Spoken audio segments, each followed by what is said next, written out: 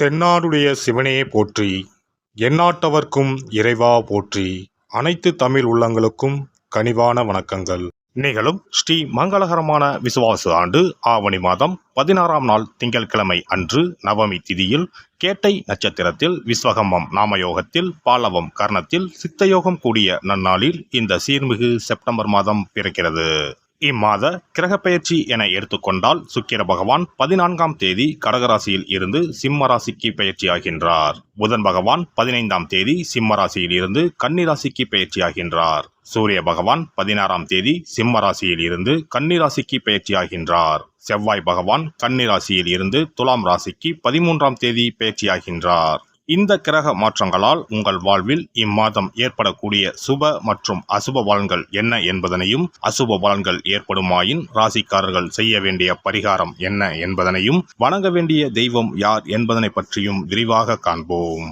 பிறக்க போகும் இம்மாதத்தில் உங்கள் வாழ்வில் வளமும் நலமும் செல்வ செழிப்பும் பெற்று வாழ்வில் உயரிய நிலையை அடைய எல்லாம் வல்ல எம்பெருமானை வேண்டி விரும்பி கேட்டுக்கொள்கிறேன். விருச்சிக ராசி அன்பர்களே, இந்த மாதம் பேச்சு திறமையால் காரிய வெற்றிகள் உண்டாகும்.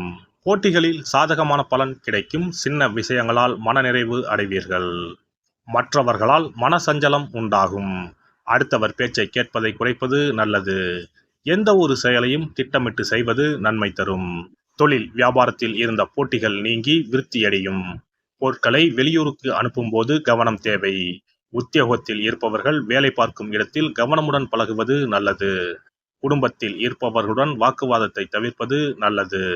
சிலருக்கு இடமாற்றம் உண்டாகும். கணவன் மனைவி ஒருவரை ஒருவர் அனுசரித்து பேசுவது நல்லது. எதிர்பாராத செலவுகள் உண்டாகும்.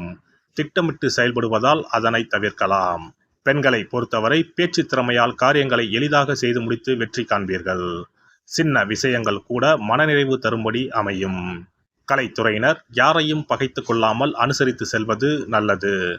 திறமையாக செயல்பட்டால் பாராட்டு கிடைக்கும். சிலருடன் விரும்பத்தகாத வாக்குவாதங்கள் ஏற்படலாம். அரசியல் துறையினரை பொறுத்தவரை எல்லாவித வசதிகளும் உண்டாகும்.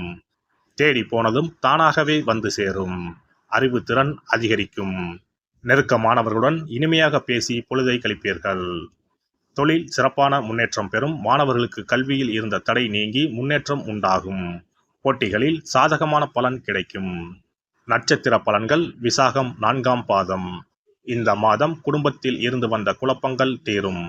எதை பற்றியும் கவலைப்படாமல் நினைத்த காரியத்தை செய்வதில் கண்ணும் கருத்துமாக இருப்பீர்கள். வீட்டிற்கு தேவையான பொருட்களை வாங்குவீர்கள். கணவன் மனைவிக்கு இடையே இருந்து வந்த கருத்து வேற்றுமை நீங்கும். பிள்ளைகளுக்காக பாடுபடுவீர்கள். நண்பர்கள் உறவினர்கள் மத்தியில் கௌரவம் கூடும். அனுஷம் நட்சத்திரம். இந்த மாதம் இழுபறியாக இருந்த பிரச்சனைகள் சாதகமான முடிவுக்கு வரும். மனதில் உற்சாகம் அதிகரிக்கும். உத்தியோகம் தொடர்பான பிரச்சனைகள் குறையும். தேவையான உதவிகள் கிடைக்கும்.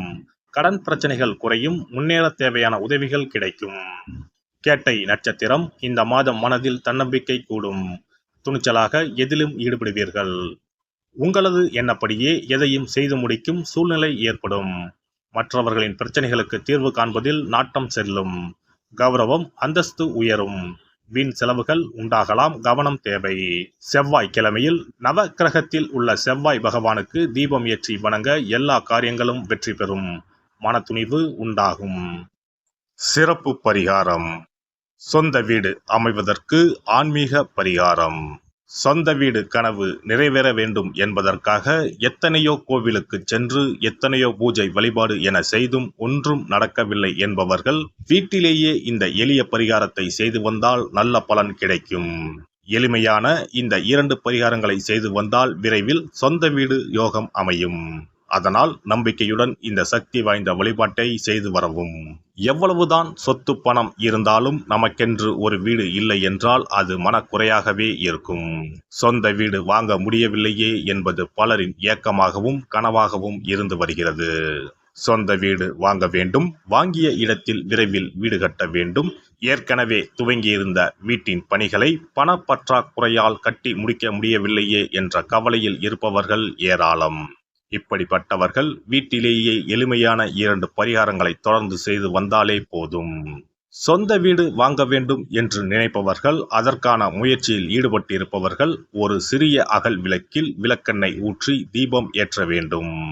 மகா விஷ்ணுவின் அவதாரங்களில் ஒன்றான வாமனரை மனதில் நினைத்து சொந்த வீடு அமைய வேண்டும் என்று பிரார்த்தனை செய்து கொண்டு மாதந்தோறும் வரும் திருவோண நட்சத்திரத்தன்று வீட்டின் அக்னி மூலையான தென்மேற்கு மூலையில் இந்த விளக்கை ஏற்றி வைக்க வேண்டும்.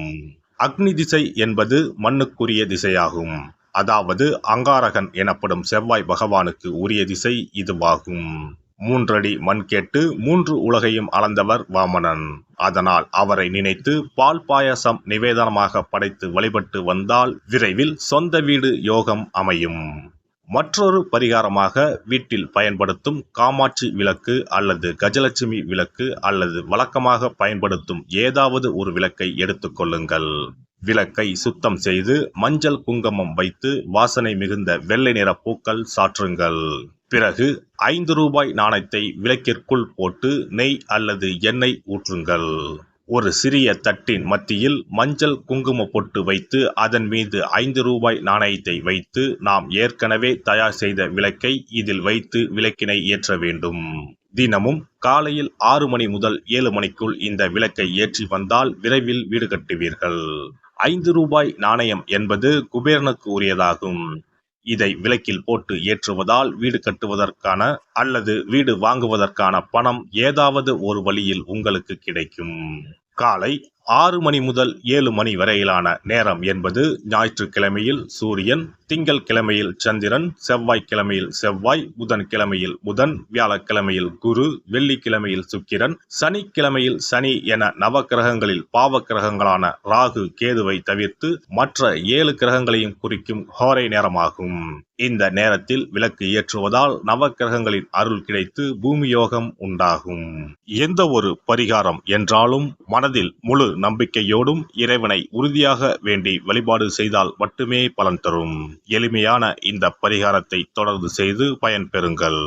எல்லாம் வல்ல இறையருளால் நீங்களும் உங்கள் அன்பு குடும்பமும் உடல் நலம், நீலாயுள், நிறை செல்வம், உயர் புகழ், மெய்ஞானம் ஓங்கி வாழ்க வளமுடன். இந்த வீடியோ பதிவு உங்களுக்கு பிடித்திருந்தால் லைக் பண்ணுங்க, கமெண்ட் பண்ணுங்க, ஷேர் பண்ணுங்க, மறக்காம சப்ஸ்கிரைப் பண்ணுங்க, பக்கத்துல இருக்கிற பெல் பட்டனை கிளிக் பண்ணுங்க. நன்றி, வணக்கம். ஓம் நமச்சிவாய. சிவாய நம.